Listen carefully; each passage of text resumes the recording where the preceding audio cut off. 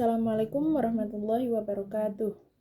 Alhamdulillahirabbil alamin wassalatu wassalamu ala asyrafil anbiya'i wal mursalin wa ala alihi wa sahbihi ajmain amma ba'd. Salam sejahtera bagi kita semua.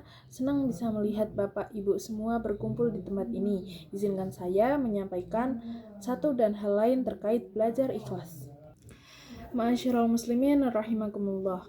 Ada sebagian orang yang mengatakan menjadi guru itu haruslah ikhlas.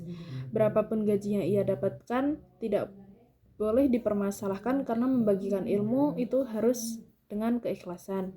Lantas, apakah konsep ikhlas memang seperti itu? Menurut M. Husnaini dalam buku 80 Populing Diri, Islam bukan berarti menolak imbalan atas pekerjaan yang telah dilakukan. Menerima ataupun menolak imbalan tidak ada kaitannya dengan keikhlasan. Justru kalau ada orang yang menolak imbalan karena takut disangka tidak ikhlas, maka sejatinya ia tidak ikhlas dalam hal itu. Ikhlas juga bukan memberi sedekah ala kadarnya. Jumlah sedekah yang banyak maupun sedikit tidak ada kaitannya dengan keikhlasan. Justru kalau ada orang yang menambahkan jumlah sedekahnya karena takut dikira tidak ikhlas, maka ia sebenarnya tidak ikhlas.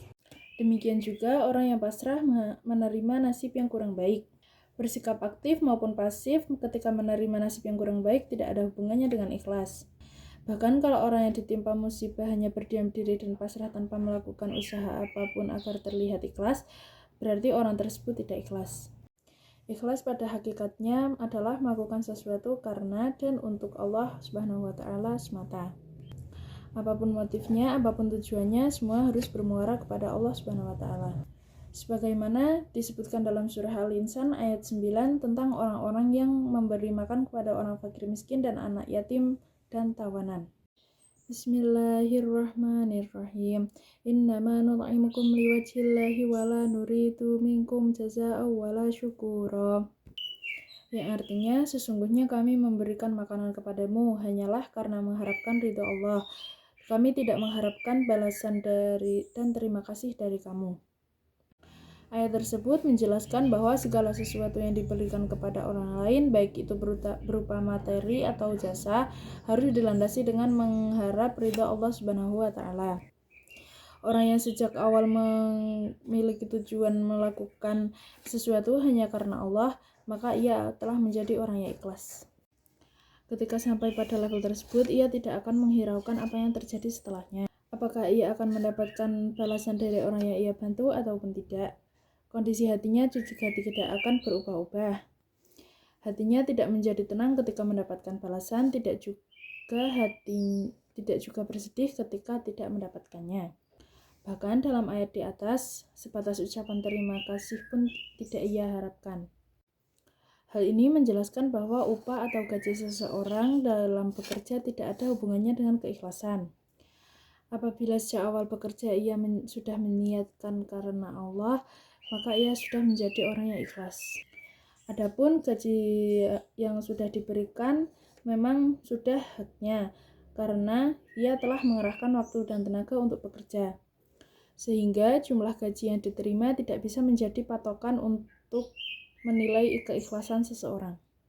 Keikhlasan juga menjadi landasan pokok untuk beribadah kepada Allah Subhanahu wa Ta'ala. Kita tidak mungkin ibadah tanpa dibarengi dengan keikhlasan. Karena beribadah hanya harus ditunjukkan kepada Allah semata. Kalau kita beribadah tanpa dibarengi rasa ikhlas, maka kita harus hati-hati, karena kita bisa terjatuh dalam perbuatan syirik. Ibadah yang dilakukan agar dilihat orang akan menjadi riya dan merupakan syirik kecil. Apalagi karena ibadah ditujukan kepada selain Allah.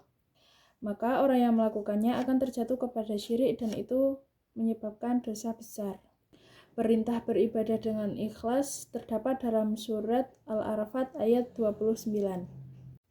Bismillahirrahmanirrahim. Qul amara rabbi bil qisti wa aqimu wujuhakum inda kulli masjidin wad'uuhu mukhlishina lahud-din kama badakum ta'udun. Yang artinya, katakanlah Tuhanku menyuruhku untuk berlaku adil dan hadapkanlah wajahmu kepada Allah pada setiap sholat, dan sembahlah Dia dengan mengikhlaskan ibadah semata-mata hanya kepadanya. Kamu akan dikembalikan kepadanya sebagaimana kamu diciptakan semula. Syekh As-Sa'di dalam tafsirnya menjelaskan bahwa Yang dimaksud dengan mengikhlaskannya dalam ayat tersebut adalah beribadah dengan tujuan hanya kepada Allah semata. Tidak ada tujuan lain. Juga dalam berdoa dan berharap sasarannya hanya kepada Allah Subhanahu wa taala.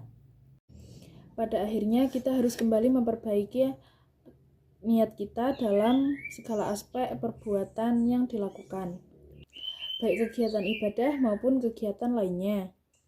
Karena perbuatan yang kita lakukan akan bernilai sebagaimana perbuatan yang kita niatkan. Sebagaimana dalam hadis Rasulullah Shallallahu Alaihi Wasallam bersabda, Innamal a'malu binniyati wa innama likulli imri'im ma nawa. Yang artinya, amal itu tergantung dengan niatnya, dan bagi setiap orang biasanya sesuai dengan apa yang diniatkannya. Sehingga hanya perbuatan yang ditunjukkan kepada Allah sajalah yang bisa dikatakan sebagai keikhlasan. Akhir kata, inilah materi ceramah yang dapat saya sampaikan. Mudah-mudahan ibu, bapak, dan teman-teman sekalian menjadi manfaat dari apa yang saya sampaikan, terkhusus kepada diri saya sendiri.